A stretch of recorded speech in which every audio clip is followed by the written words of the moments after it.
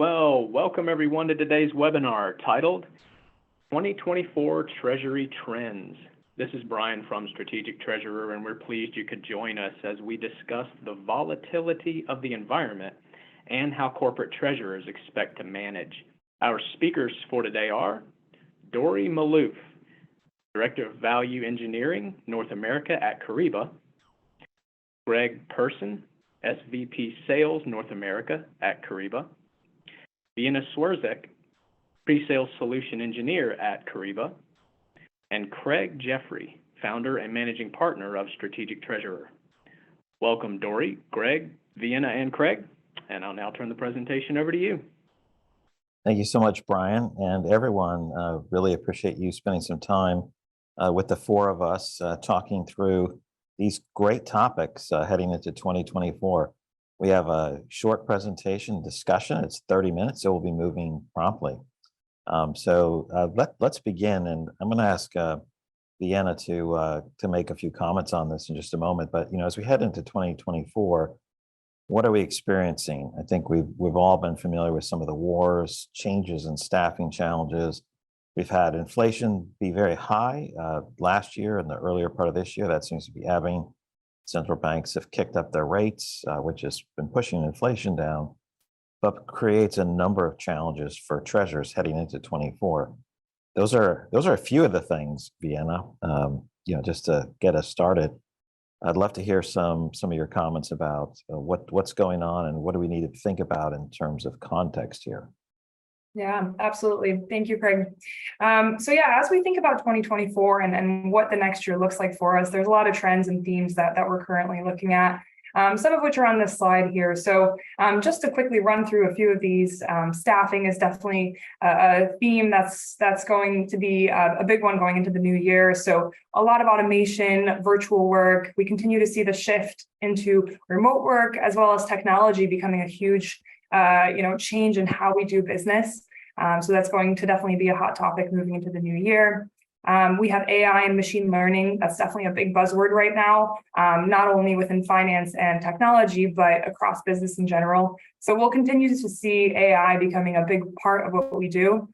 Here at Kyriba, we see AI becoming a huge part in the forecasting process, looking at trends, monitoring payments, and screening for fraud. So we'll definitely continue to see more of that.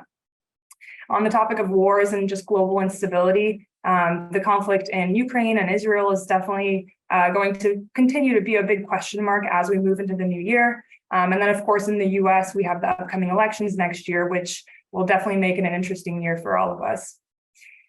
So inflation is definitely another topic that is creating a lot of uncertainty. There's a lot of questions around a recession. So those are kind of the general themes that we're seeing as we move into the new year. Dory or Greg, is there anything else you'd add on that? Yeah, I would just say I think it's a great, and again, thank you, Craig, for the session here this afternoon. I think it's a great summary, Viena. I think from my perspective, I think the macroeconomic risk continues to be probably the highlight of all this. It's kind of a broad term. You could throw GDP, rates, inflation, all into that broader macroeconomic sort of risk, but I think that's certainly a trend that we saw going back into last year, of course, through 2023. It was cited as one of the top risks from the AFP survey early this fall, where 43% of treasury professionals cited that as the top concern, which is substantially higher than we saw even 2 years ago. So I think that's definitely going to be a major trend that we see well into 2024. Also, the implications of that, revised focus around cost management, curbing expenses. We've certainly seen that in various large corporates throughout the United States. I think we'll see that kind of focus again go well into 2024. And also, we talk about inflation rates. We're certainly seeing that stabilize, right? We're seeing inflation stabilize. Rates, obviously, we're talking about maybe cuts into 2024, but that doesn't take away from the refinancing risk. The borrowing rates that'll be higher than those that refinanced or raised their debt 2 or 3 years ago. So I think for sure we're going to see that trend and that focus as we progress into 2024. I think corporates in general are facing the challenge of how to reduce costs, like you said, Greg, and maintain a good, efficient cost of capital in a rising interest rate environment while still combating labor shortages, which impact the cost of labor for organizations. So a lot of great topics we're going to talk about later, and strategies and how you manage that cost of capital and make sure that you're able to continue to maintain return to the shareholders, because ultimately that's why we're all here, right? Well, whether you're private or publicly traded, you still have to answer to the shareholders, and the shareholders are asking for, improvements on the margin or consistencies on the margin, and making sure that you do that in a way that doesn't impact labor or your scalability. Yes, thanks for those comments, you three. So as we shift to this this background, what setting the stage for the environment we're in, I think what we all heard was, and what we all know is that the headwinds, the cross currents are there. They may not be as strong as they were 6 months or 9 months ago, but it's certainly not a calm environment. And if we're looking at this as a time of companies needing to respond to and in recognizing a greater level of risk, what should they do to respond? And let's start. Let me go back with Viena and then Greg on this one. How should they respond to this? Still chop, but not extreme, but still significant. Viena, if you'd start us off. Yeah, absolutely. That's a great question. I think with all the different risk factors that are out there, companies need to just be more strategic and analytical about their risk policy and really understanding their exposures. Understanding effects, global exposure, and really where the risk lies is critical. So in my role, I work with our clients and prospects and really get to hear all about their pain points and the gaps that they have within their technology and operations. And the theme I continue to hear on a daily basis is just the need for visibility. Having visibility into all your banks, into all the different systems and all the information that's out there to really paint that full risk picture and start building out a risk policy that's actually meaningful. In the last year, the SVB situation was a great example of companies that maybe were sleeping behind the wheel a little bit and didn't get ahead of that.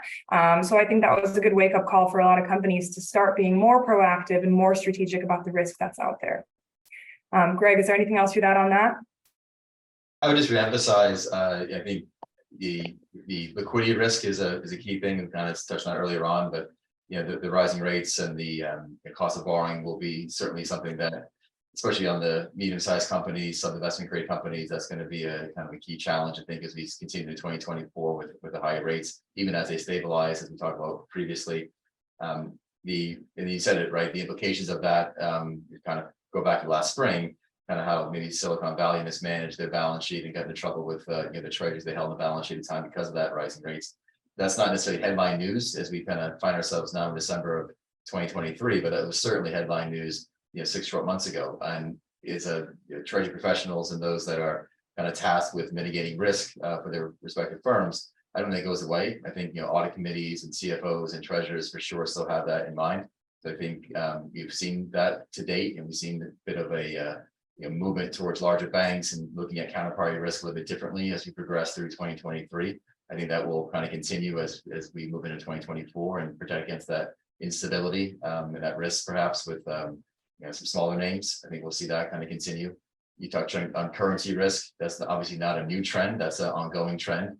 But with some of the geopolitical risks and uncertainty in the markets, I think that's an area that we continue to see a lot of interest around, and there's more intelligence around at least understanding the currency implications, whether or not large companies hedge that or small companies hedge all those risks. At least having an understanding what those exposures are. In countries like Argentina, we're going through some different elections at the moment, so those can have a lot of instability, especially those firms that have broader exposures in some of these markets. I think another risk, this kind of close it off and we'll move on, is cyber security risk. It's not always our top of mind, and it's kind of behind the scenes, but we are seeing a lot more focus. Great and healthy.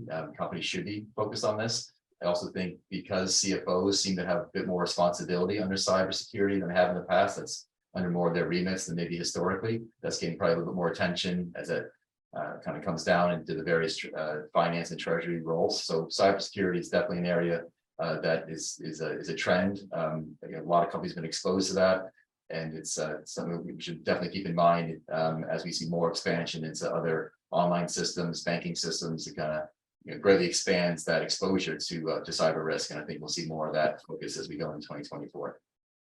A quick follow-up before we move to our first poll question for either of you. Is that are more companies need to both understand what the risks are, have visibility to them, and be able to calibrate those with whatever response they want to make, whether it's a financial instrument or not. Do you find companies are more mature on the response or on the the visibility to their exposures and calibrating those, or which is the bigger issue, which is the bigger opportunity maybe? I'll comment first. I think you need to understand your visibility, right, before you make a decision on what trade or what instrument to mitigate against. So I think that maturity, it has improved. I've been in the space for over 20 years now, so it's certainly improved. I think you get the long tail sometimes where it's challenging, whether you're looking at certain currency exposures, looking at maybe other ERPs or areas that maybe not your prime, not necessarily what the exposure is in a certain currency, or even a credit exposure into some customers and things. So I think companies are much better at that, but I think there's still a challenging having that holistic view around risk. So I think that's still probably the main focus, and then with that you can make the decision, right? Just because I understand my resilient exposure, do I want to hedge that? It's expensive, right? So there's other strategies to put in place around maybe getting cash out of a certain region or looking at your company differently. So it's not always putting on an instrument to mitigate that risk, but at least having the data first and being able to make some assessment thereafter. Excellent. Thanks for absolutely. Go ahead. And I agree with that. From what I'm seeing in my role, a lot of clients are coming to us without that visibility. It takes hours to pull information together in Excel and get that full picture. So it's really hard to be strategic without having that visibility in the first place. Oh, excellent. Okay, that brings us to our first poll question that's going to pop up on the screen. It might show behind something. There's some notes in the dialog box that can tell you how to find it if you can't. Both of these are multiple choice questions. They're stacked with one box. Select all that apply. The first one is, our organization is moderately to heavily concerned. So not minimal concern or minor concern about the following. So there's a list of 6 items from counterparty exposures to none of the above. And then the second question is about forecasting and modeling, just to find out what people are doing. So go ahead, take a moment to pick all that apply and then hit the submit button. Those pop up on the screen. All right, then as soon as we get enough people responding, we're just going to go ahead in the chat box. If you're interested in getting the results of these poll questions, we have a total of 4 in 2 sections. Type the name Kyriba. Please spell it right. You can type the word poll too, but if you type Kyriba, and let's just say, we'll just go with 200 people typing the word Kyriba or poll in the side box, then we'll send them to everybody.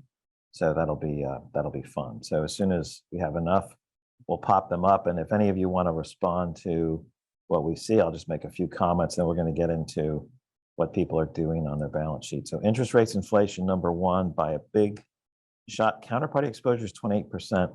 Does that seem right to any of you? It is what people are here. Does that seem like interest rates and inflations are that much larger than counterparty exposures? Absolutely. In my view, and I think that's part of what we'll talk about here shortly, but that does not shock me at all.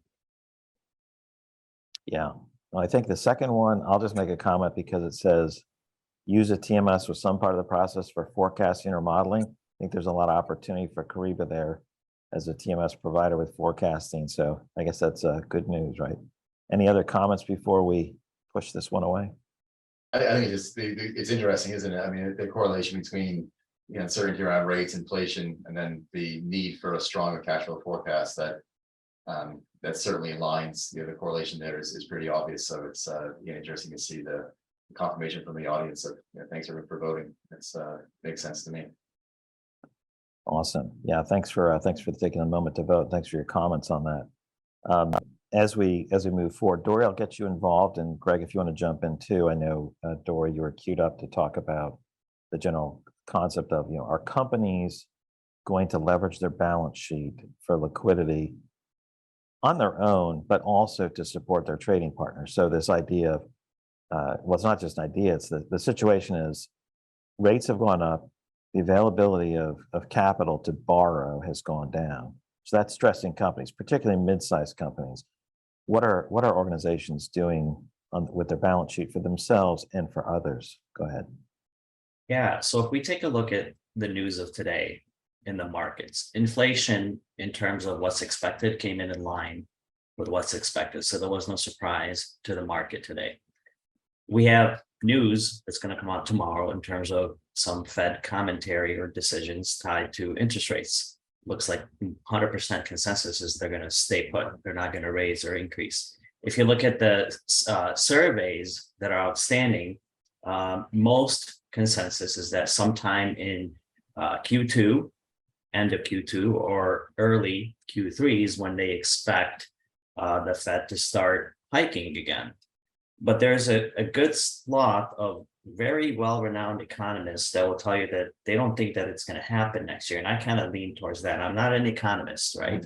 But I do love following the market and understanding what's going on. And for the Fed to really start raising rates, something has to break, right? And nothing has broken yet.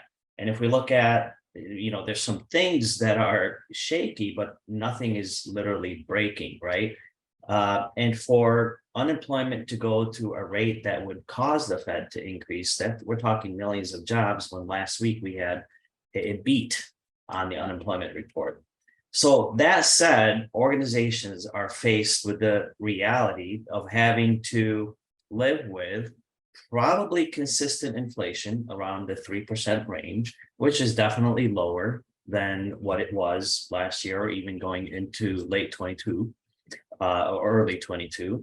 And then they're also faced with the need to cut costs on the sometime in the income statement to maintain margins and continue to return to the shareholders, as we talked about earlier. So the challenge you have is, how do you do that without significant cuts, right? When you're facing labor shortages and you don't want to disrupt your operations either, because there's still good consumer demand. So one of the strategies that we see working effectively with a lot of the clients that we deal with is really being keen on working capital management, meaning deploying strategies around supply chain financing can lower your interest rates by anywhere from 1% to 2%. So that's an opportunity to be able to get funding into the organization at a lower rate than going to the bank. Deploying a receivables financing or factoring program gives you the opportunity to accelerate cash into the organization, how quickly you collect on that cash. And cash, as always, is king or queen, or however politically correct you want to word it these days, but cash is king. And what that means ultimately, as you accelerate cash into the organization, you're going to have more liquidity and you're able to tap into the higher interest rate environment when it comes to money market funds, so on and so forth, and generate a higher yield on your cash. And the last opportunity that you have to be able to cut costs without cutting costs is a program like dynamic discounting. So if you're in a liquid environment, you're able to do this without any involvement from the bank. You can self-fund a dynamic discounting program. And an average organization that deploys a dynamic discounting program is able to have a higher yield on cash of over 8% in today's environment.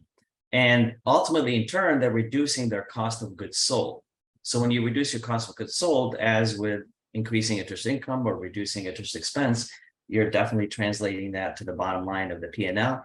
And ultimately, on the payables and receivables side, you're impacting your balance sheet. So the treasurer, coming late into this year and really well into next year, when we're in this higher for longer mode of operation when it comes to the Fed, really has the opportunity to not only influence, but also provide insight into the cash conversion cycle. And that's really keen for the treasurer to take action on that and be able to manage that going into next year.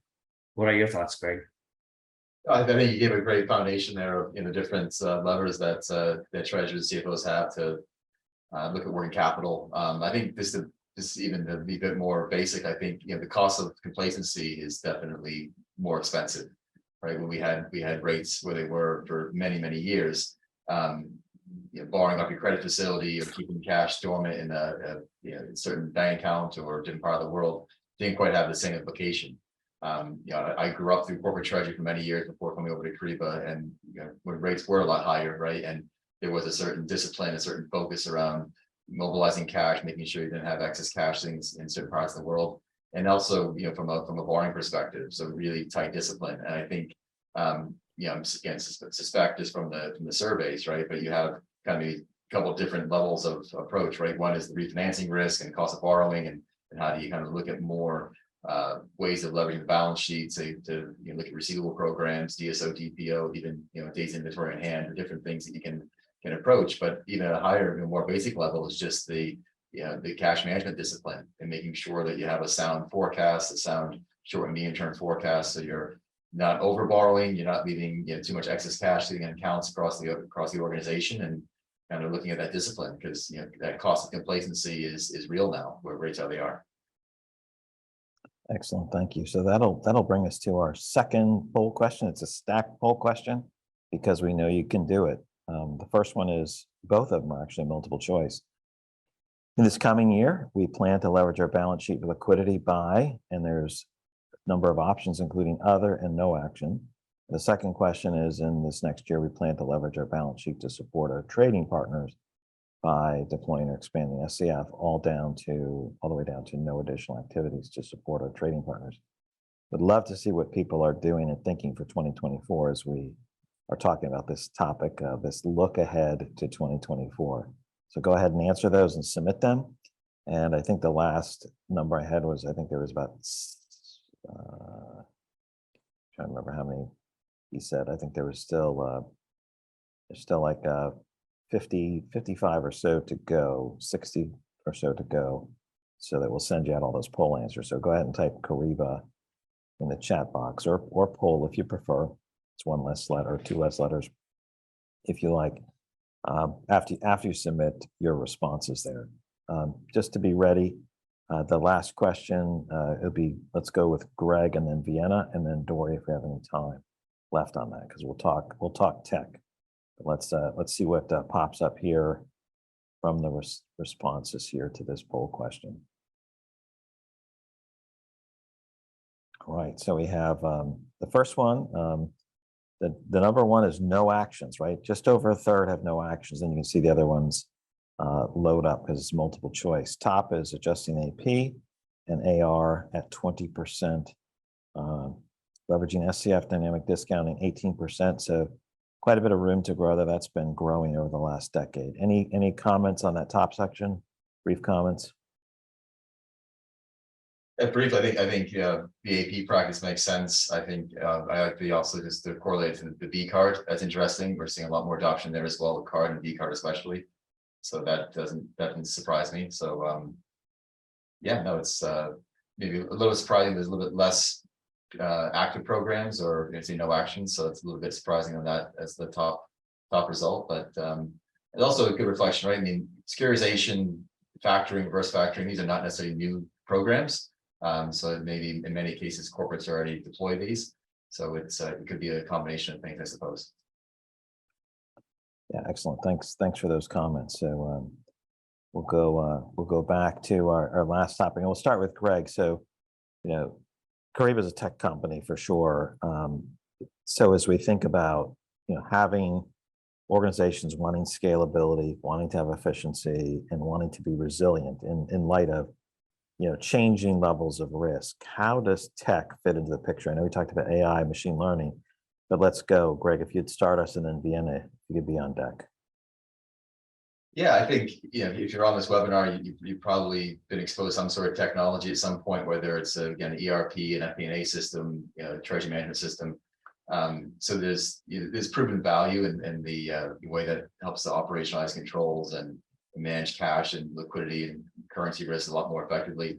But I think as it's December 2023, you have to talk about AI in any webinar or podcast at the moment. So I think we're no different. It's a really exciting moment for all of us, I think, in this industry and as professionals, generally speaking. So I think that's an area that we're really keen on, and it's also worth noting. I mean, AI is not a new thing, right? AI has been around for decades, and if you're using any system at the moment, you've already had some exposure to it, right? Whether it's, again, as talked earlier on, if you're doing a bank rec or you're doing any sort of cash flow forecasting trend, you likely are benefiting from some predictive machine learning and AI around. Okay, this could be your likely accounting entry to be booked, or this could be the trend in this particular category of cash flow forecast. So these things have been sort of in our arsenal for quite some time. Looking at counterparty risk and currency exposures, AI has been around for quite some time. I think what's if you think about 2024, I think what's really interesting is I think we'll see continued adoption around automating some of these more routine tasks that we've seen historically. But I think we'll also see our first real projects around, or proof of concepts around Gen AI. Really looking at a co-pilot, whether that's a co-treasurer or a co-analyst or somebody that's not just giving a recommendation, but actually producing some content, some synthetic data or some output that is going to be quite interesting in how we look at the profession, look how we kind of manage our day-to-day responsibilities differently. And I think the other kind of key area about technology specifically is around cash flow forecasting. It's a top trend every single year. Liquidity planning, agility, and resilience, and cash flow forecasting around that. So I think as we kind of look forward with AI and ML, it's not just kind of looking at a trend on a certain cash flow category and receivable that came in from that customer for the last 6 months. We predict it's going to be this many days for next quarter, but I think it's going to be a lot broader than that. I think we're kind of seeing some early adoption use cases where you're combining various other data sets, looking at seasonality data, looking at market data, currency data, FP&A planning data, and the ability for AI to crunch and run these vast amounts of data and these correlations. I think that's what's going to be really interesting, right? To kind of expose insights that a human otherwise would miss.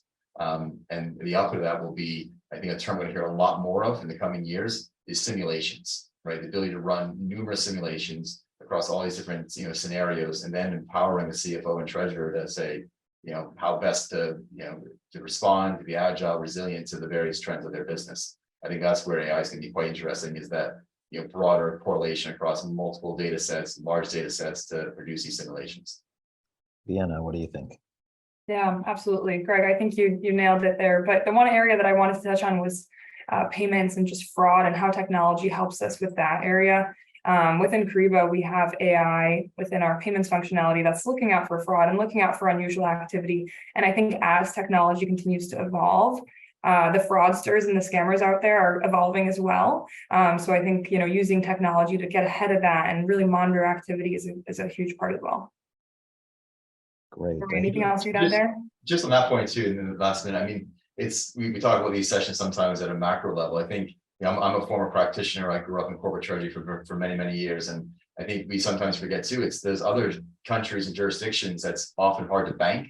It's hard to get cash in, get cash out of certain areas. So applying these technologies, not just at HQ or at your corporate center, but having real insights into the local trends in a certain region. So you're not necessarily always relying on a local controller or a chief accountant to get that information out, but having a more dynamic toolkit to globally manage your cash and exposures and things in a way that's more more scalable. I think that's kind of be an interesting trend in the years ahead.